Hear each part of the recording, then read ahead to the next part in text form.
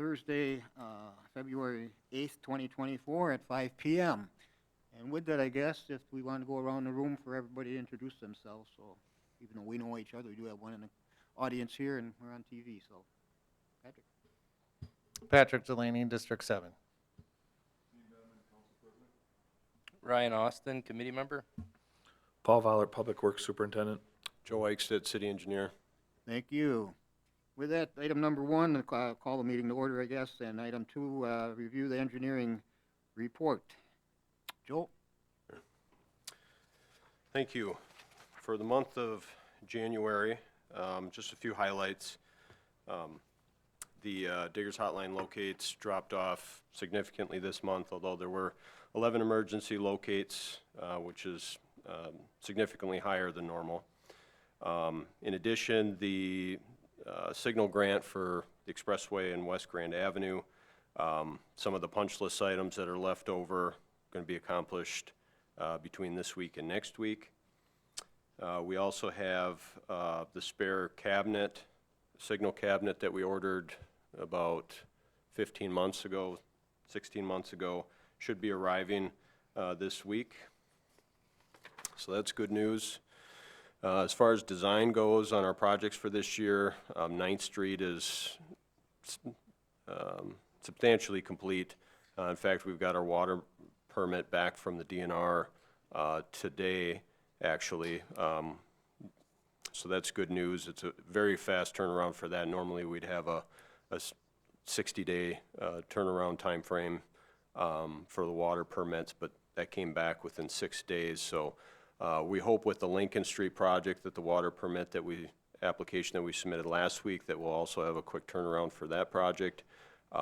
Just finalizing some of the design aspects for Lincoln Street and getting final plans out to utility contractors and information out to the residents along the project as well. The offers for the real estate, they are just being finalized, trying to get those out as quick as we can here. Let's see, in addition, for the A Street South and Wood Avenue pedestrian crossing with the Highway Safety Improvement Grant, the consultant and the DOT are doing basically at the stage where they're negotiating the contract. So we should be seeing that contract before the committee at the March meeting. And then no new updates on the predictive mobility project with the carbon reduction grant. I'll keep you posted as soon as we find out information on that. That concludes my report. Thank you. Any questions or anything of Joe by anybody? If not, Paul, we can go to the street department report. Okay, thank you. My report is attached, just again highlights. Garbage collection and recycling continue to be relatively close to 2023. We did, as Joe talked, the Lincoln Street design is relatively substantially complete. So we did go and start to do some preliminary work in removing some of the trees and things like that because of the good weather that we've had. We also then, as far as maintenance work, did a Christmas tree collection in the last week of January. We also completed the crushing of our blacktop out at the city pit. I believe I spoke last month about starting to clear the right-of-way for 48th by Commerce Drive. We completed that work there just north of the Metalco driveway so that those trucks can get in and out of there easier with higher visibility. Because the design plans were largely completed prior to the first of the year, we put out requests for proposals for our construction materials for this year prior to the first of the year to save on the price increase. We did finish taking the delivery of that material here in the middle of January. So all of that, the majority of the material is here for our construction season. We did have, hard to believe, we did have some snow in the month of January and some ice. You know, we had a couple small events, and we did plow events that we really probably wouldn't have normally. But because of the newness of our work group to plowing of snow and things like that, we used it as training exercises during the day hours or whatever, so we didn't have any overtime that was associated with it. And then obviously we had that 2-day snow event in the, what was it, early part of January, second week of January there, where it was a Friday and Saturday. So pretty much our whole work group was involved in that. Out of the 2 days, there was probably less than 4 hours that we didn't have a snowplow out on the road, trying to maintain it the best that we could. Then after the snow event, temperatures dropped about 30 degrees difference, and so there was some hard pack on residential streets and arterial streets. So when the temperature did come back out, we worked on getting rid of that hard pack and decent roads again. Then obviously the winter continues to throw us loops, so then after that temperature came back, we got a couple rain events, so we spent some time cleaning out catch basins so that when the rain did come, that they would get, the water would get off the road. We continue to brush plow routes lawn mowing routes in different residential areas to get ready for our chip sealing program and things like that for next year. Our sign shop continues to replace the signs that don't meet the requirements of the MUTCD. And then we did have some storm damage that happened due to cars hitting stop signs and things like that when they tried to stop on that hard pack. Then our shop, we continue to do our maintenance of our vehicles. And then this time of the year, we work on getting our construction equipment ready for next year, hard surfacing buckets so that they don't wear out, going through and servicing the hydraulics and changing oils and things like that, as well as inspecting and repairing our water pumps so that we can do the dewatering that we need to. And then the last thing on the bottom of there was a request from the mayor's office to include the amount of overtime that we had in the month of January. So you'll see our snow and ice, we had just shy of $19,000 in plowing of those overtime plowing of those storms.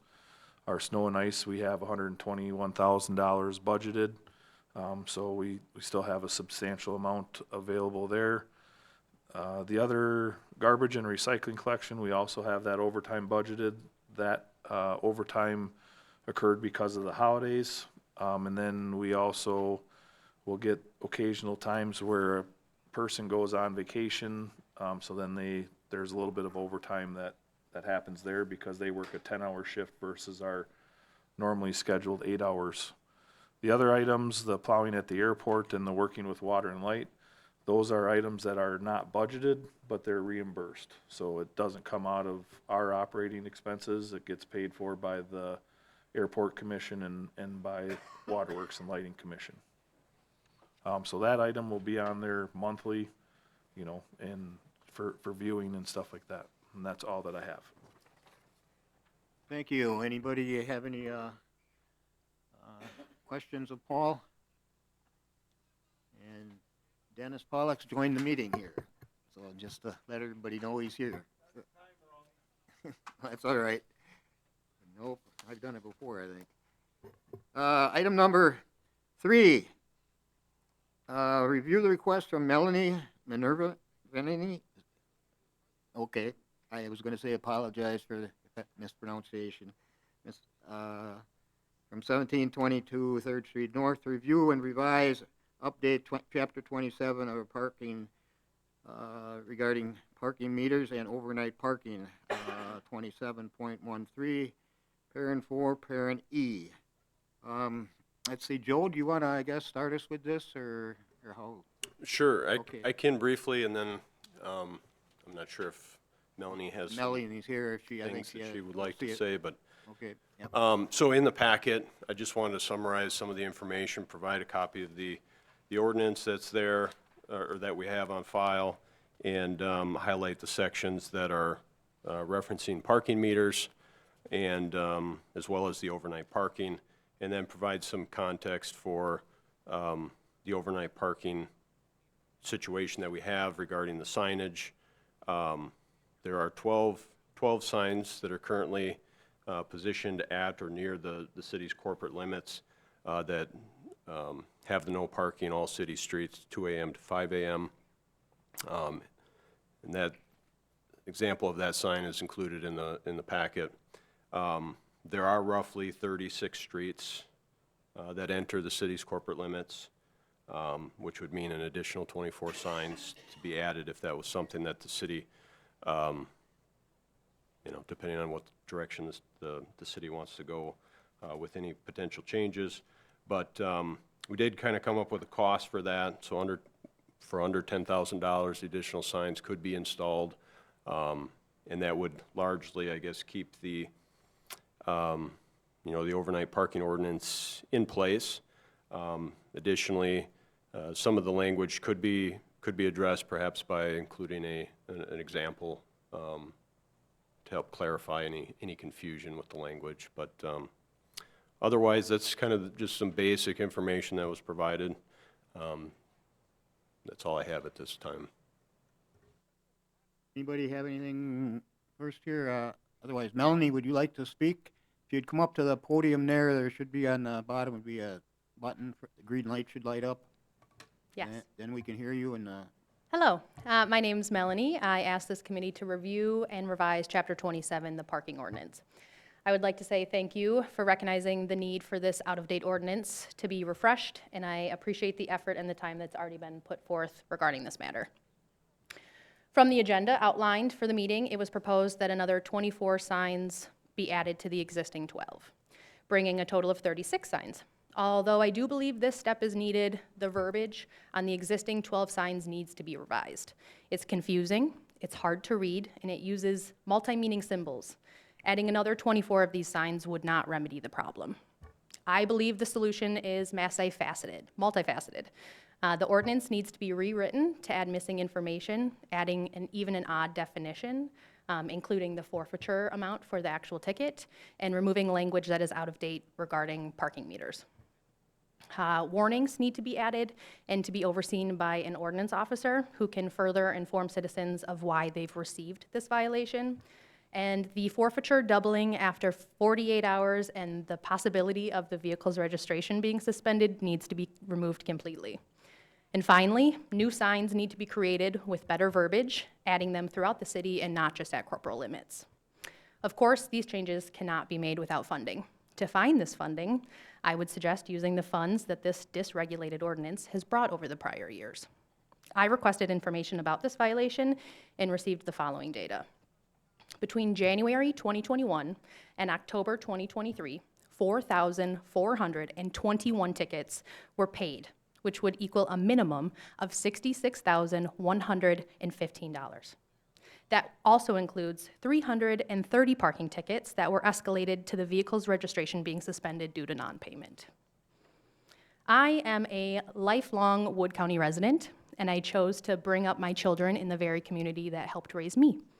Unfortunately, my city, our city, has seemingly lost sight of the bigger picture. If we were to listen to all of the voices of our community, rebuild trust with one another, and strive towards a stronger camaraderie between city officials and law-abiding citizens, we may all be home for dinner tonight. Instead, we're listening to the shake in my speech as I use my voice on behalf of all citizens who have been blindly tricked into paying tickets after the city's failure to adequately write, post, or maintain its own laws. Today, we can change that. Today, we can take steps towards a more unified community. Today, my request is that the committee hear my voice, the voices of all of our citizens, and make changes that we need to strive. Thank you. thank you, Melanie. Anybody, I guess, have any questions of Melanie or just comments? Okay, Patrick? So I had also put in a referral to the legislative committee. I don't know if it was before or after this. I had talked with Joe a little bit about it. I guess what it comes down to for me is like, what's the reason that we have restrictions on overnight parking?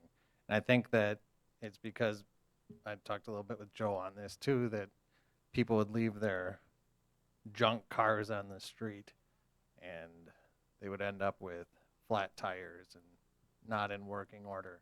I think for, as far as the ordinance goes now, I don't know anybody if you guys have parked on the street, but it does take a little bit of figuring out in the head, what day is it today, what's the date, and then you have to park on the opposite side of the street because it's counting for tomorrow, which to me is a bit confusing. I think that if we come up with something that's a little simpler, that everybody can understand, I think that would be better than what we currently have.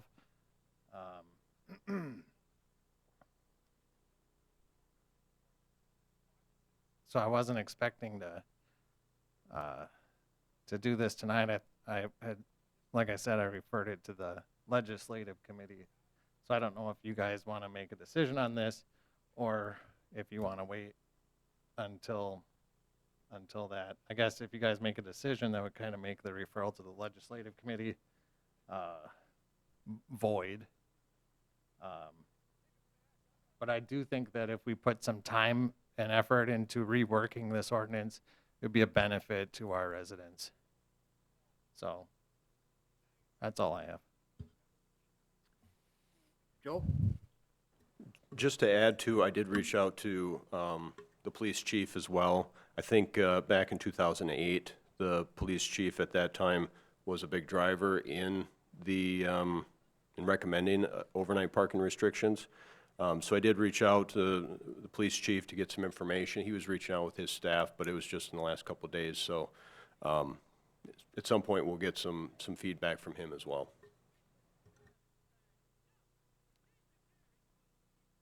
Well, okay. So, Ryan? Joe, do we need to give you any direction to maybe start troubleshooting a potential change that could possibly simplify our ordinance? Or are you already starting to do that now? Well, if there's a direction that the city would like to proceed, yeah, we definitely take some recommendations or direction that the city would like to go in. Because otherwise, I'd be comfortable letting legislative take this issue up and go from there, if that's the route that the rest of the committee is comfortable with. I guess we'll maybe a little more discussion here this evening, and then we'll see maybe which way to go. I guess I lean towards maybe that it be in just involving the streets or something, that maybe this committee, so maybe we just discuss it a little bit here tonight and see. We've had this now for quite a while, and I know after it first went into effect, there was well, I don't even remember back for sure, but misunderstanding of what day it was. And I thought after a little while and through some meetings, follow-up meetings and that the issue had been addressed. Looking at the copy of the sign that's in our packet here, there is a lot of verbiage there to get to the point of what we want. And I think, Joe, and you're in the packet, you also included as far as I think the updating it part as the the parking meters and that type of stuff. So,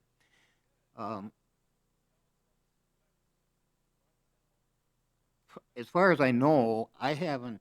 I mean, other than maybe the problem with the verbiage, I haven't had any complaints personally of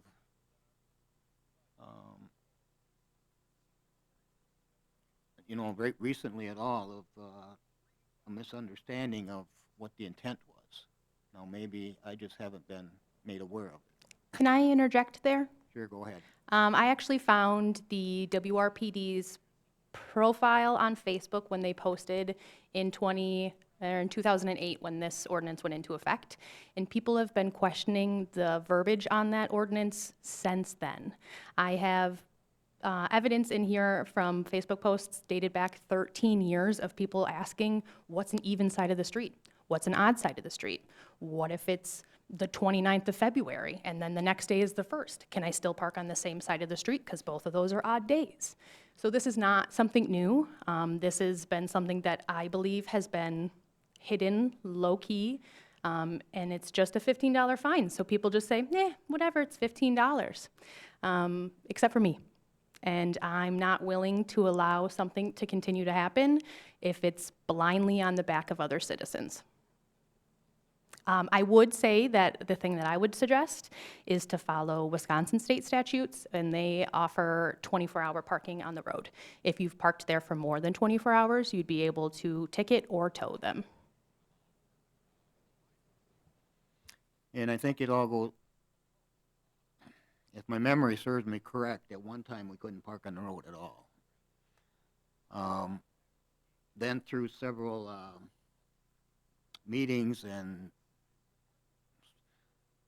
some vociferous even discussion at times, we finally came to the point of one side on the street.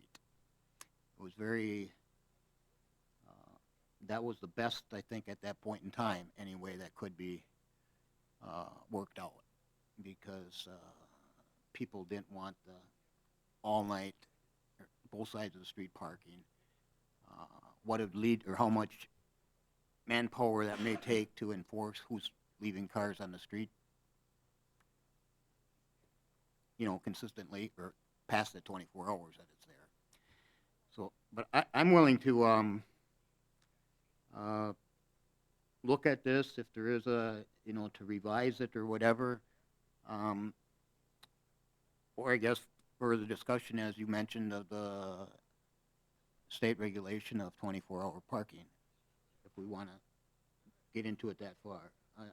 And like I said, if there's been complaints or whatever, or how many, I haven't been checking on people getting ticketed at that, and I haven't heard back then. So that, I guess from where we got to with the one side, I think seemed to work. I didn't, maybe there is still that confusion there, more than yourself. And that I think we should address that to make it perfectly clear as we can. Because I do know there was a lot of confusion at the start of what's odd, what's even, when does it start. And basically what comes into play there is the time period of when a vehicle can't be on the street. There's only a 3-hour period that there could be no cars basically on one side of the street. Otherwise, there is two-side parking, 21 hours.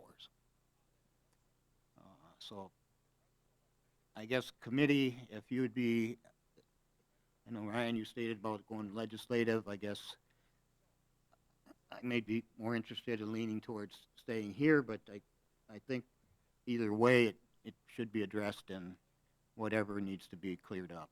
Dean? Patrick, when did you put in that referral?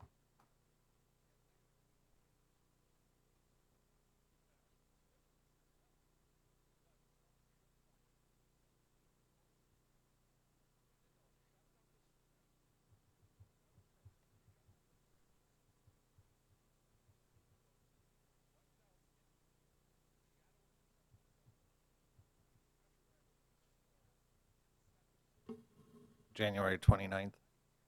Okay. And when does legislative meet next?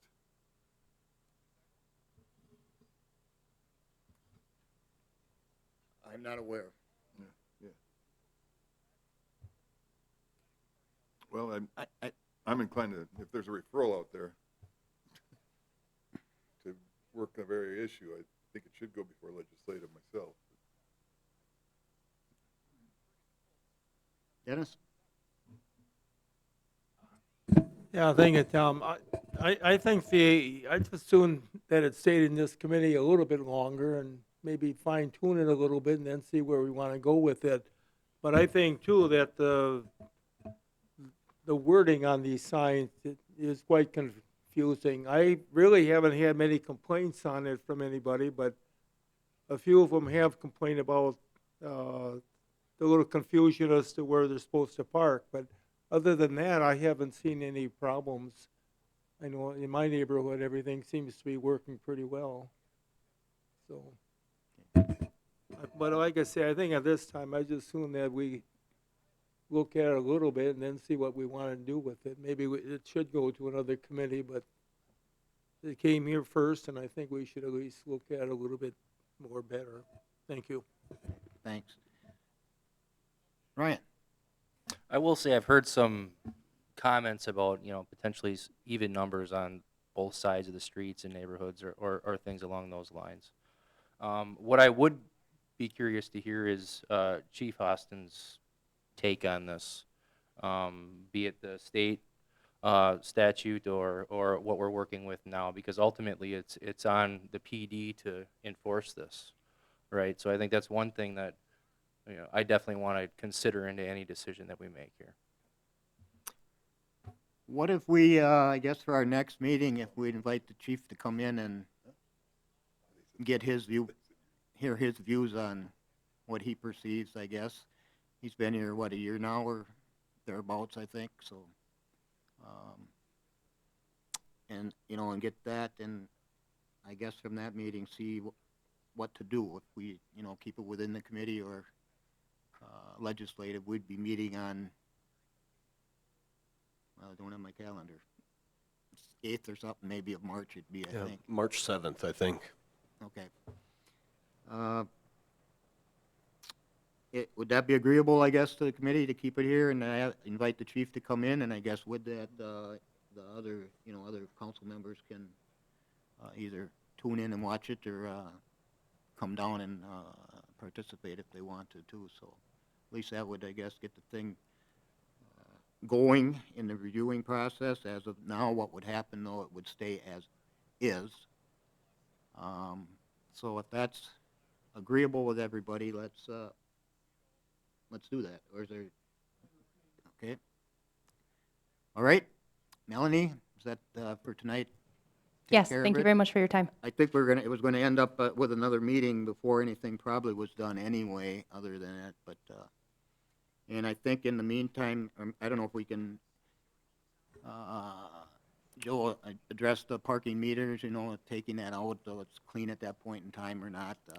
that's not. We'll not put a really- draft together Okay, and bring it that's not back really, next not month. really part of this, maybe with the parking meters as far as what Melanie's situation is, but she did address it too in the referral, so. Okay. Well, with that, if that's okay, we'll go on then.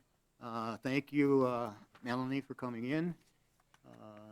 Patrick too. I guess I didn't know about your referral and that, but okay. So with that, we can go to item 5, which is review and consider setting fees for contractor and non-resident compost site passes.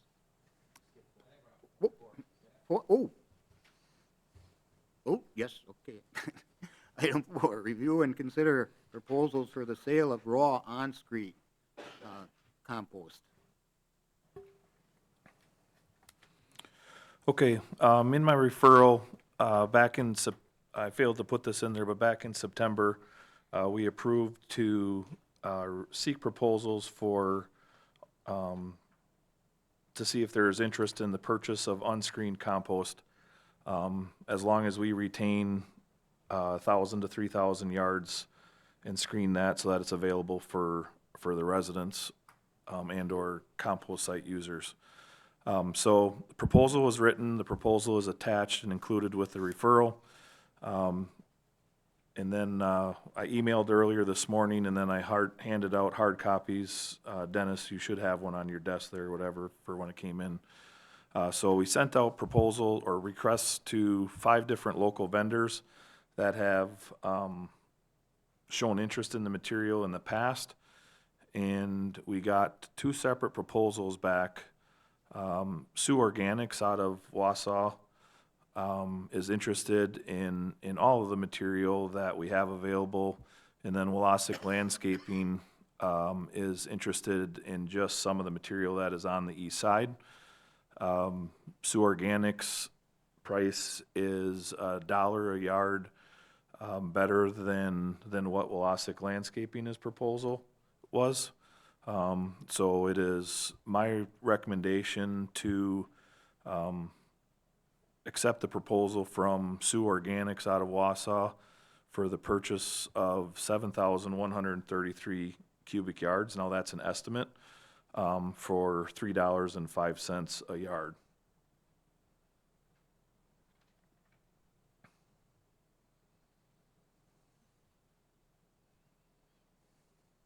And that was for everything you said, Paul?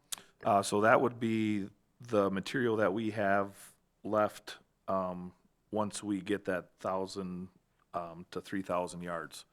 So for that, I can just give you a little rundown.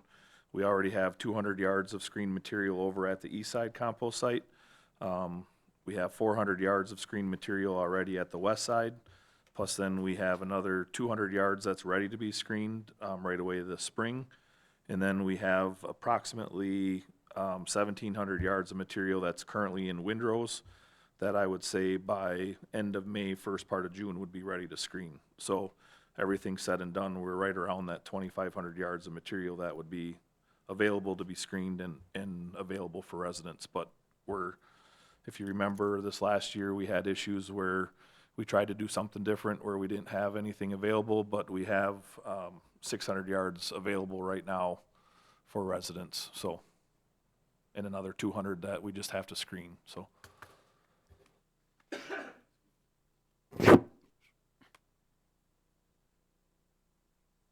Comments by anybody, or anything, or?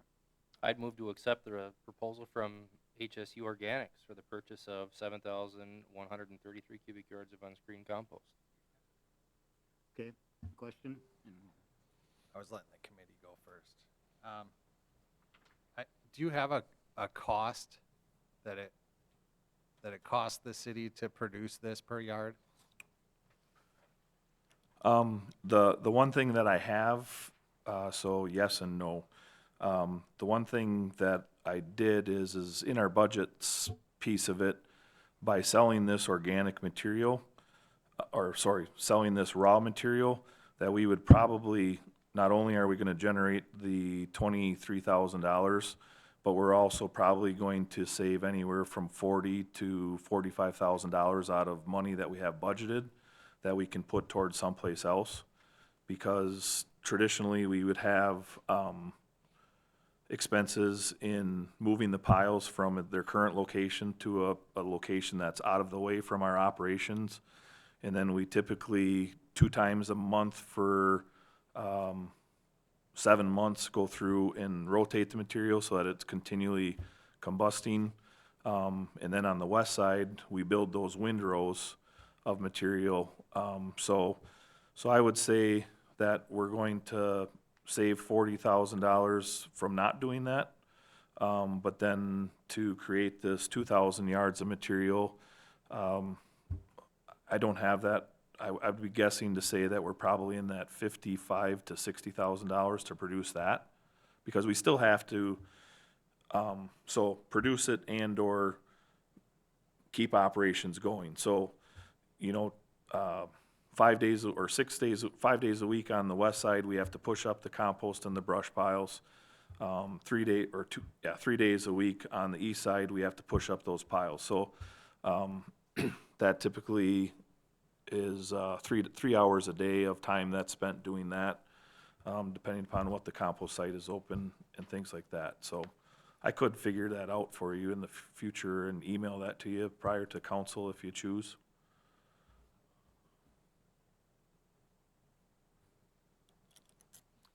But that's also, if we didn't operate those sites, we wouldn't have those costs, but it's part of operating those sites for providing that service. We have a motion on the floor. Okay. A motion and a second on the floor. Tom? I don't know if we want to at this time, but you'll see on my note, the Sioux Organics did put on their proposal. It was just a request for this one time, but they would be interested in locking that price for a multi-year deal, if we choose to, or we can, we have done business with them in the past. So they're a reputable organization. They're using actually Kafka Trucking, which is the company that grinds our brush piles for us. They're using them to haul the material from here to Wausau for them. So that company we work with them every single year, so I'm very familiar with them as well. If we choose to, I guess my intent is that I would just do this again next year. The prices may be different. We may get additional people interested in it, but, we've never gone down this alley in the past and people haven't been willing to pay for it at this. That's actually what one of the vendors said, is I've never paid for unscreened compost before. So, again, we can go down it with this 1 year to see how it works out. And then talk about it at future meetings to see if we want to enter into a contract with them in the future. Just wanted to say that. I didn't bring that up before, that they were interested in providing this price for a multi-year situation. Thank you. Yeah, I did see that in your notes about the multi-year thing, but, committee, and that wasn't part of the motion, I guess, to extend it, but. I think Just do it one time. we wait for the information Alder Delaney requested, and then we can maybe make a decision after that. I think would be the wise path. Act on your motion though for tonight? or Correct. Yep. not? Yep. Okay, and then decide in the future what to do. Okay. Fine with me. Okay, committee, all in favor, respond by aye. All right. Aye. Opposed? The ayes have it. Now, item 5, I do believe. Review and consider setting fees for contractor non-resident compost site passes. Thank you. So again, in the referral, gives a little bit of history behind the non-resident and contractor passes. I don't know how you want to do this, if you want to do, each individual one separately or both. But we'll start with the contractor passes. In 2022, the current rate was set for $300 for businesses that are located within the city limits of Wisconsin Rapids, and then $400 for businesses that are outside of the city limits. Each rate that was included with 2 passes, and then if the company had a need for additional passes, it was $25 per pass after that. Prior to 2022, to my knowledge, the rate was set at $150. It did not include a number of passes that were part of it, and it had been set at that rate for quite some time. So we have, for quite some time, had the gatekeepers on the day that, or times that they're there. They keep track of the usage of the sites. And so contractors on the west side and east side together, they represent over the last 3 years, 5 to 6% of the usage of the compost site. And so based off of the budgeted numbers for 2024, removing the time that we're going to save without having to push up the compost by selling the raw compost and things like that. It's my recommendation also then looking at it to kind of split it out instead of just having a contractor rate, one flat rate for both things, is to split it out to lawn care companies versus tree companies. Just because the tree companies are coming in with 20 yards of brush versus a lawn care guy bringing a 1-ton load of grass clippings and things like that. Plus the tree companies are also using it pretty much, 10 full months, and then 2 months they're, 50% of the time or whatever, based off of what the weather is. This year they've been using it a fair amount. The other piece of that is also Kafka Construction, with the last 2 years of the fluctuating fuel prices, is now starting to charge us to come in and grind our brush, where previously they were brushing or grinding the brush piles for us simply for the material. It's not a large price, but it's still an increased cost that we haven't had prior to that. So it's my recommendation to set the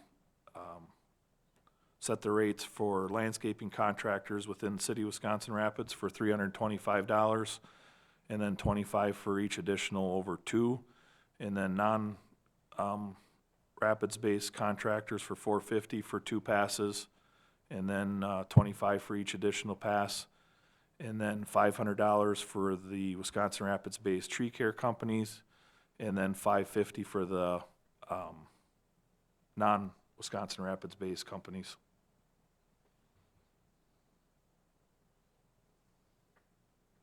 And that, those numbers there would generate the 5 to 6% of the budgeted amount that we have. Okay. Comments or anything, questions by anybody?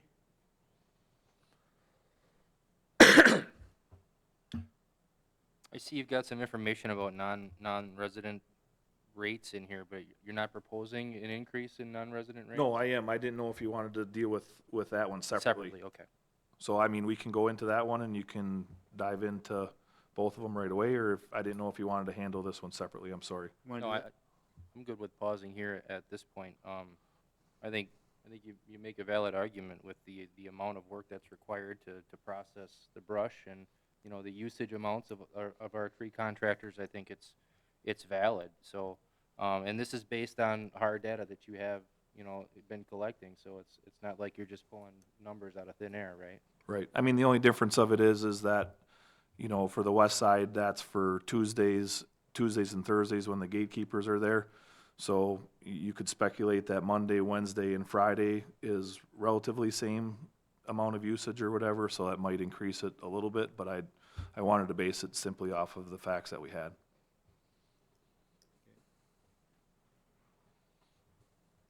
I'd entertain a motion.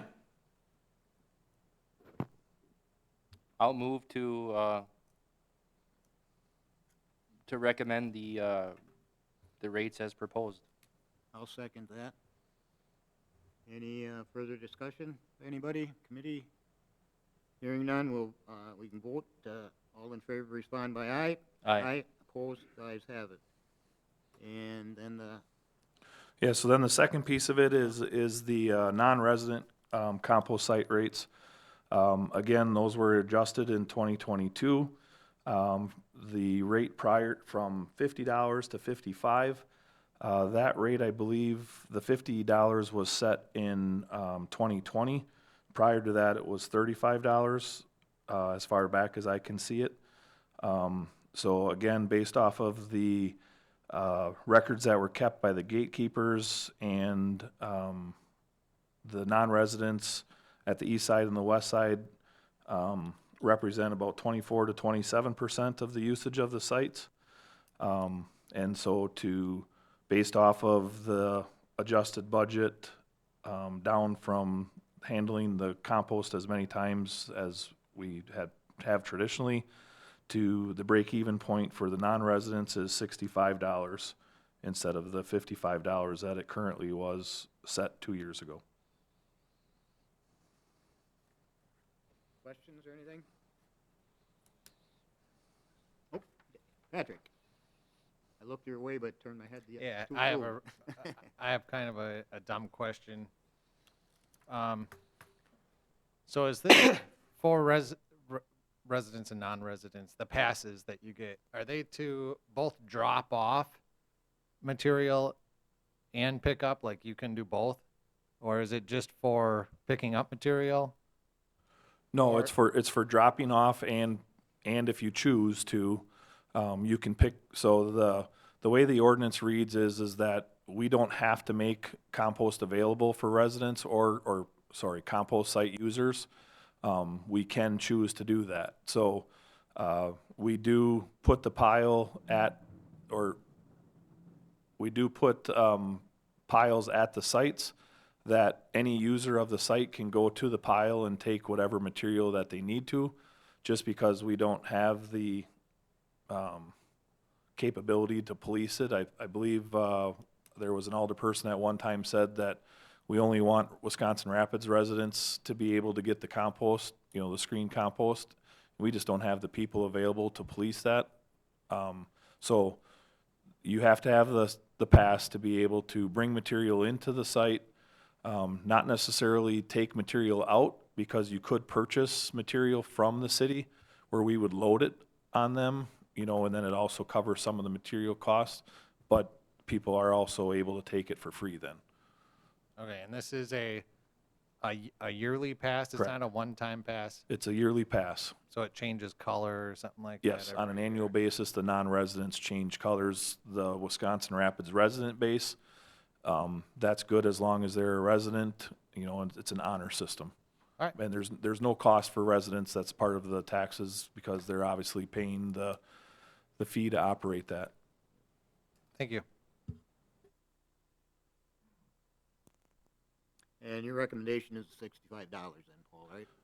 Correct, that's the calculated, Yep. you know, rate to break even for non-residents based off of that 24 to 27% usage. I'll move to, that we accept the $65. We have a motion and a second to pass, $65 for non-resident safe passes. There's no further discussion by anybody, we can vote on that. All in favor, respond by aye. Aye. Opposed, ayes have it, 3-0.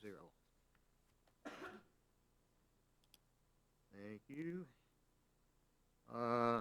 Item six, review bid results for the 2024 asphalt paving contract and consider awarding the project to the low qualified contractor. So we opened bids today at noon for the 2024 asphalt contract. As is typical, we had one bidder, American Asphalt, with a bid amount of $930,527.00.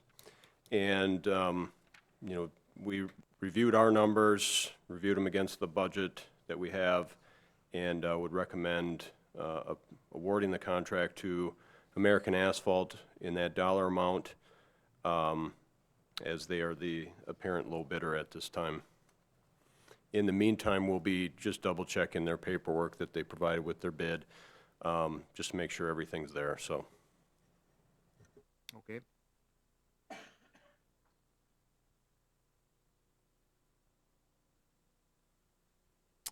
Committee, do you wanna pass that tonight? Review it and, consider awarding the project to the low qualified bidder? Is there any type of increase this year as far as tonnage is concerned? Yeah, there was a slight increase. I don't recall offhand how much it was on average per ton. Maybe around $5 a ton more. And that seems to be within reason? Yeah, it's been the case for quite a number of years now, that's continual march in that direction.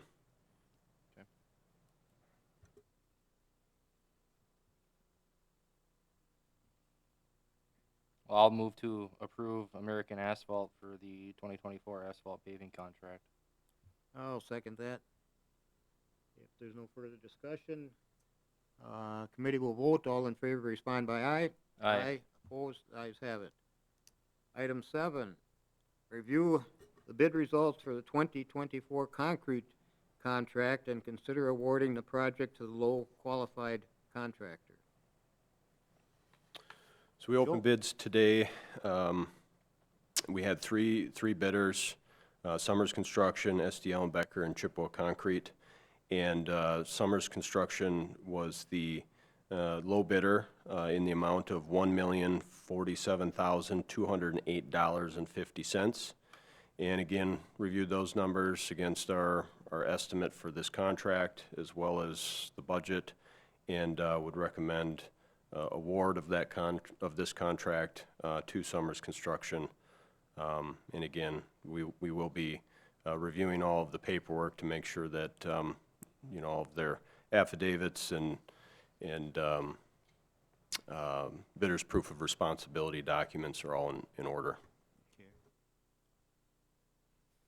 That'd be fine. I just, out of the three there, and this is the low qualified bidder, obviously, in it, but, I guess what, your estimate was is that there's quite a difference between this and that. I don't have a problem with if if everything's okay to do that, but it's just, the others are under what the estimate would have been too, but there's a big difference on this one, so.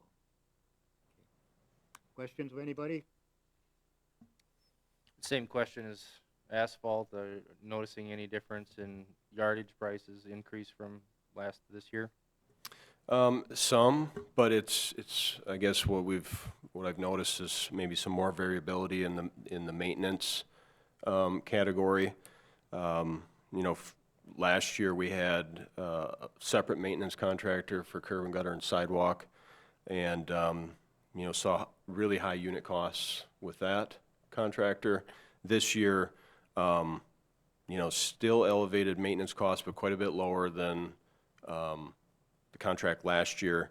And then we did see lower, unit costs for concrete pavement, which, between the low bidder and the second low bidder, it's roughly about $300,000. Half of that amount, so about $150,000, was just in concrete pavement maintenance, and we're proposing to do the same amount of dollars this year in concrete pavement maintenance as we did last year. But I guess in theory would be actually be able to do more quantity this year because the unit cost would be less.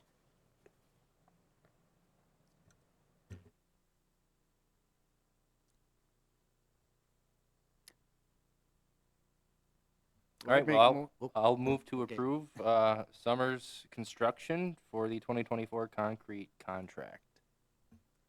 I'll second that. And again, if there's no further discussion, committee, we can vote. All in favor, respond by aye. Aye. Aye. Opposed, ayes have it. Item number 8,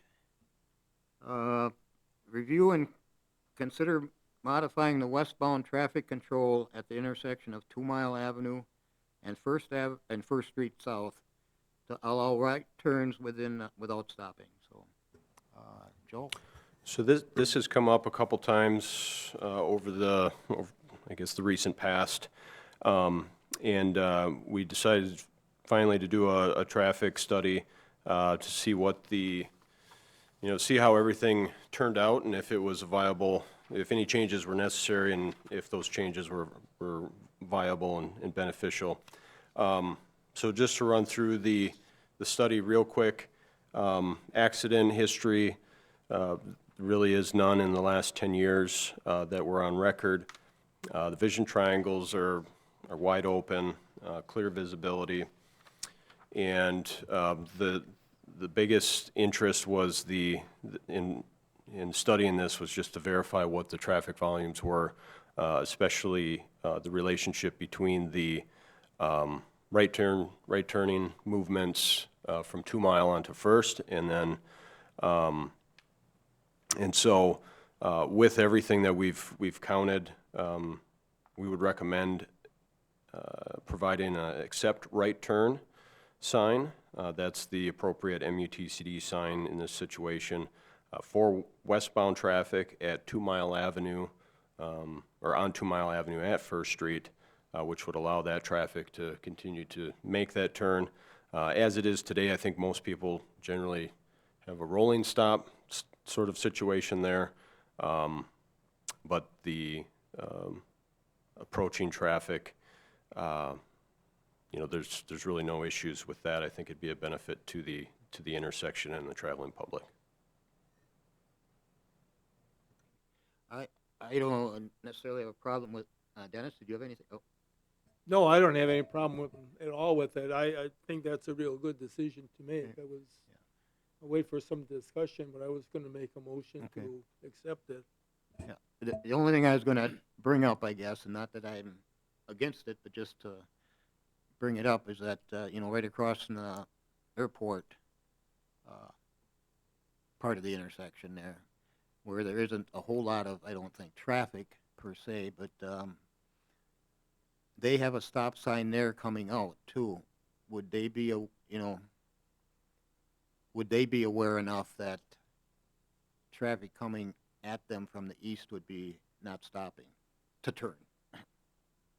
Yeah, it would just be for the right turning traffic, any other traffic, through traffic, or I guess they could even turn left in some situations. They would have to stop in order to do so. I think what you're referring to is alerting the traffic coming from the airport. coming that from the airport. out. Westbound traffic does not stop, right? The westbound traffic, would not stop. But if the traffic coming out of the airport, they have a stop sign, but just so they'd be aware, I guess, that people aren't gonna be stopping, coming, from east to west to make that turn. Right. And that is, so part of the criteria is just to make sure that the volumes of traffic from the airport terminal are low enough that it's not going to cause an undue safety issue. Because the trouble with trying to sign that for those vehicles that, hey, oncoming traffic doesn't stop, it's only for, I mean, they do stop. Oncoming traffic does stop, except for right turners. There isn't a good way to sign that. So it's largely just to kind of match, kind of like what we do with speed limits a lot of times is see how it's operating and then try to sign it as best we can. I think it's a good idea too, and I think it's one that I think, if the, I guess, volume at the airport would ever drastically increase enough, we'd have to look at it again to possibly do something. Yeah, So, certainly. If traffic volumes change, then Yeah. then we'd have to Okay. address it again. Dennis, did you want to make that motion? Well, I'll make the motion to, yes, with the no stopping on, put the Okay. sign up there. Right turn, no stopping. I'll second that. Again, committee, if there's no, is there further discussion? If there isn't any, we can vote. All in favor, respond by aye. Aye. Aye, opposed, the ayes have it. And then we can go to item number 9, review and consider modifying eastbound traffic control at the intersection of High Street and 4th Avenue North to allow right turns without stopping. Joe? So this one came behind the 2 Mile Avenue First Street one, just one that's been known about, and thought, well, if we're researching one, let's do this one as well. In my haste in putting the packet together, thought we had traffic data, traffic volumes at that time. As it turns out, the traffic that's heading southbound on 4th Avenue, so coming from the mill property, heading southbound, they would have a stop condition, and as would eastbound traffic on High Street, and northbound traffic is allowed to freely navigate either continuing north or turning onto High Street. But as it turns out, the southbound traffic at that intersection, there's quite a bit more traffic there than I anticipated, and from my experience in traveling that route. We had roughly 313 vehicles per day on an average week. And that actually increased on a 5-day period to 428, so likely excluding the weekend. So during the weekday, roughly 428 vehicles using that. So the recommendation, the way I thought that the proposed benefit would be, at this time, I wouldn't change anything with that intersection. I'd recommend that we just review the report and leave the intersection as it is.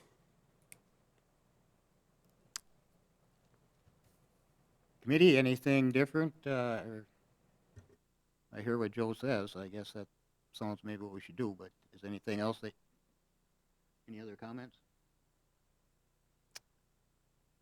If that, I don't know if we need a motion or not, but just leave it as is. We reviewed it and leave it alone. Yep, I think Okay. either way, you could make a motion and say, motion to leave the signage as is. Okay. That'd be appropriate. I'll move too. that we leave the signage as is. We have a motion, a second, for item 9 to leave the signage as is and not make the change. Committee, all in favor, respond by aye. Aye. Aye. Opposed, ayes have it. Thank you. Item number 10, review and consider proposals for hazardous material services related to the 2024 Lincoln Street project. So while we were preparing permit applications for water main and sanitary sewer extensions, 2 areas were flagged that involved groundwater contamination from 2 different sources. One was the dry cleaners on East Grand Avenue, just east of Lincoln Street, and then also the gas station, former gas station property at 8th Street and Chestnut Street intersection. With our utility work with the project, we will be working within the proximity of the groundwater table and so on. If we run into things, on-site testing evaluation would be required at the time of construction. So we want to have somebody lined up ahead of time in the event that we need them there, that we find something and have to have them be present to analyze and test and provide recommendations on how to handle it, process it. So we sent out a request for a proposal, and 2 local firms that, well, semi-local, Wausau and then Robert E. Lee, which is, I can't remember exactly where they're out of, Fox Valley somewhere. Sent it out to them. We got the proposals back yesterday. That information was handed out here at the beginning of the meeting, kind of comparing the 2 costs. Certainly, Robert E. Lee hourly rates are much lower than REI's costs. So it was kind of trying to compare apples to apples, but assuming, you know, same between the 2, Robert E. Lee does come in a little bit cheaper, and we expect that, and we've worked with them on West Jackson Street and East Grand Avenue projects related to the, in fact, one of the same properties, the dry cleaners on East Grand. So we'd recommend awarding the work to Robert E. Lee. At this time, we don't have a full amount of what the project cost, what the project would cost, as we don't know if we'll actually get into any contaminated soil. But in the event that we do, we're roughly estimating that we'd be in the neighborhood of about $12,000. So, Joe, which were the 2, the dry cleaners and which one? The gas station, well, dry cleaner and gas station, I think they were both uses at 8th Street and Chestnut Street. So you can see in the referral document here, there's a map that shows the groundwater contamination plume from that property at the northeast corner of 8th Street and Chestnut Street, and how it's traveled through the groundwater table all the way over to Cliff Street.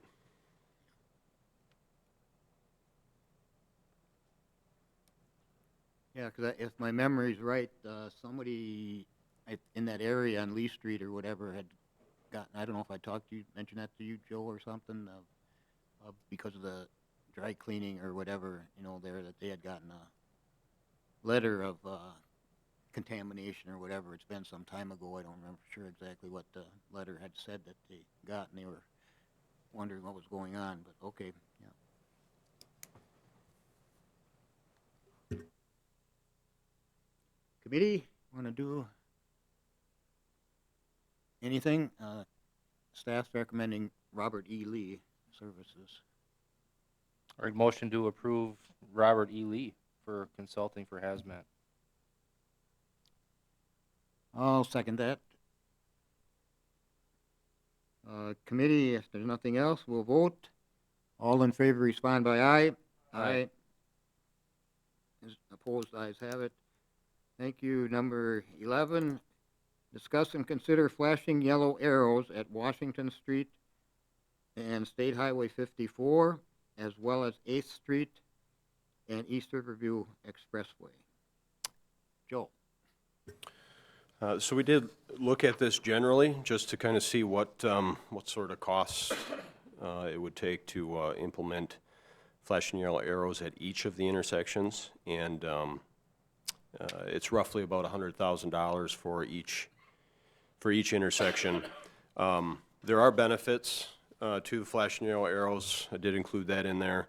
Now, I don't know if they, as a standalone type of project, you know, get the cost benefit out of, you know, the benefit of these being safer with less delay and some more flexibility with signal timing at various times of the day. But there is a possible funding source through the Wisconsin DOT. It's the same program that we applied for the intersections on West Riverview Expressway adjacent to the CN Railroad at Chase High and West Grand. But we could try applying for grants through them and see if our applications are successful. They're not that difficult to do. I think their applications are due in April, I think, of this year. And see if we can garner some money for that for possibly a 2025 installation. Questions, anybody? I guess I was the one who brought this forward, and I think if we could do it at some point in time, it would be beneficial. And there's no cost to apply for a grant, Joe, correct? No. Yeah, there's no application fees, and I believe we'd be able to do the applications in-house, so. Well, I'd like to see us go forward and see where we'd end up with that anyway. And then, you know, if we won't get the grant, if there's a way we can look at it different or something, so. I would, I'd make a motion that we recommend the staff to apply for a grant from the DOT. A motion is second. All in favor, committee, respond by aye. Aye. Aye. Opposed, ayes have it. Item 12, review the referral list.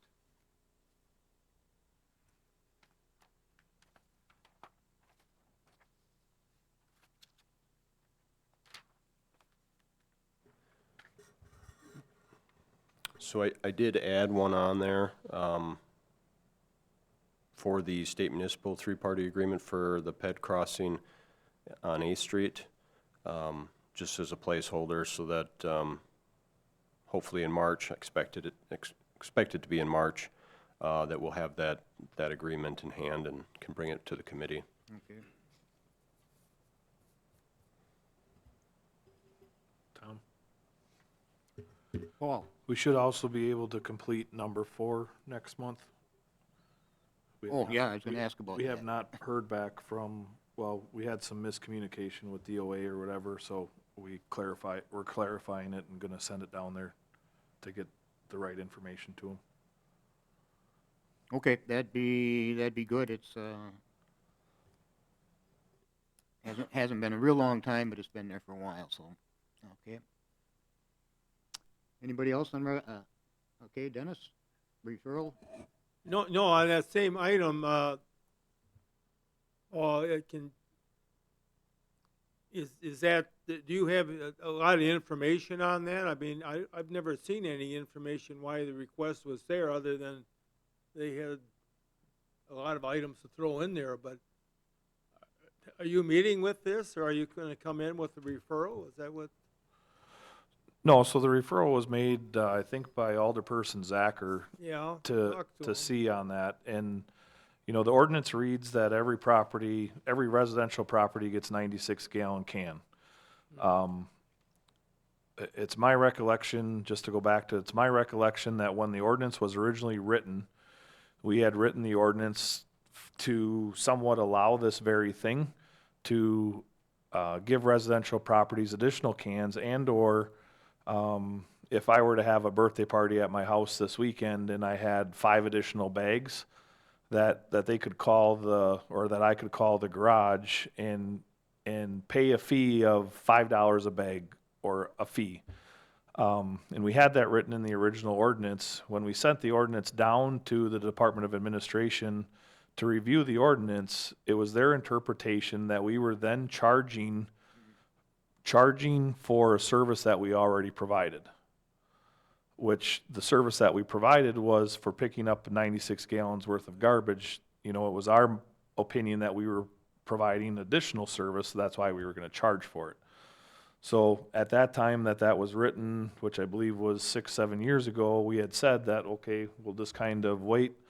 And if there's a desire for it, which now it sounds like there may be a desire, that we would resubmit that request to DOA to see if there's been a change in Department of Administration, where there may be a change in interpretation of the rules. You know, there may be the same interpretation, so then if we choose to go and provide this additional service, then we would, it's my understanding, have to repay with the additional fees that we get to, for the, sorry, I just lost it, the general fund. You know, so I guess, you know, in the time that I've been in this position, yes, has there been requests for it? Yes, there's been requests, you know, 1 or 2 annually. I did not get a request from this individual, I don't believe. I think they went right to the alderperson. And the direction that we had said is that this is the service that we provide. If our service level doesn't meet your needs, you know, we do have vendors in the area, be it Waste Management or Harders, or there's another company, I can't think of it, I'm sorry, that could provide you that service, that you could contract that service out, you know, because otherwise, I believe the intent of it was to provide the same level of service to all the residential properties in the city, you know, and by doing this, you know, is this gonna open up a box that all of a sudden we're gonna get multiple requests and provide different level of services or whatever, you know, so. It's easy to say that there is, you know, we went through and figured it based off of the amount of tonnage that we have a year and everything like that, you know, the truck is already going by, so it's not a big deal to pick up another 96 gallon of garbage. Well, it's not if it's, you know, small numbers, but if it were to grow, you know, astronomically, then we may be, truck may be going back to the landfill multiple times during the day instead of just one time, you know, and so then our times may take us longer. Do we have times to do it? Yeah, I mean, we do. But I'd hate to go backwards 5 years from now, because the number of people that are requesting it are, you know, a third of the city or whatever, you know. To me, I believe, totally a guess, but less than 50 people have requested the service over 4 or 5 years. So, you know, totally a guess. I don't have it documented by any means, but there is a request for it, yes. Okay, thank you. Yeah, thank you, Paul. And with that then, committee, we're to item number 13, set the next meeting date. And Joe, you said that'd be the 7th, Yes, Thursday, March 7th. 5 o'clock again, if that's okay with everybody? Okay.